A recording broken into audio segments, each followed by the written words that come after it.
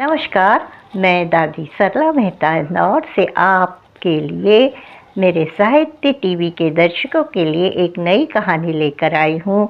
कई बार क्या होता है कि घर का जो मुखिया रहता है वो अपने कर्तव्य स्थल पर काम करते करते इस दुनिया को कूच कर जाता है, जैसे कोई सैनिक या कोई डॉक्टर।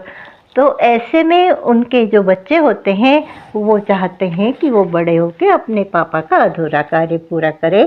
यही भावनाओं को दर्शाती कहानी है। देखो, पापा आ गए। 5 वर्षीय मिनी के पापा डॉक्टर अश्विन की ड्यूटी महामारी से संक्रमित इलाके के अस्पताल में लगी थी। परिवार से दूरी बनाए रखना भी जरूरी था। बस एक बार दिन में जब भी वक्त मिलता वीडियो कॉल कर परिवार की खैरियत पूछ लेते। अब नन्ही मिनी पापा पापा की रट लगाए रहती। माँ अनु जैसे तैसे उसे बहलाती रहती। अब रात को दादी कहानियाँ सुनाकर उसे सुलाती।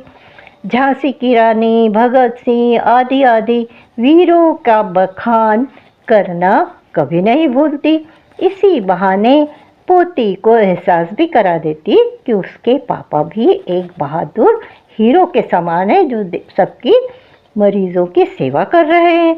अब दादी दर्द को सीने में छुपाए पोती को समझाती है, देखो तुम्हारे पापा कितनों का इलाज कर अपनी उनकी जान बचा रहे हैं।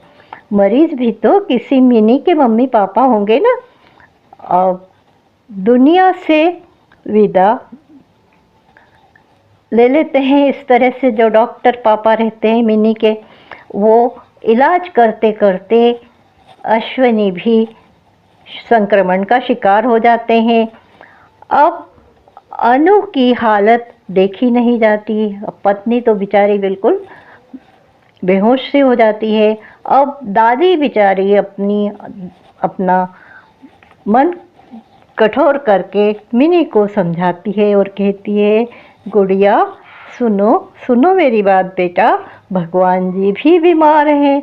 देखो ये जो संक्रमण यहाँ चल रहा है तो वहाँ भी भगवान जी बीमार हैं। तुम्हारे पापा उनका इलाज करने गए हैं। बढ़ती उम्र के साथ मिनी समझ जाती है कि अब पापा कभी नहीं आएंगे। धीरे धीरे उसको लगता है कि अब कहाँ आएंगे पापा, पापा तो चले गए। वह अपनी दादी और मम्मी की हालत देखकर संकल्प लेती है कि मैं भी डॉक्टर बनूंगी।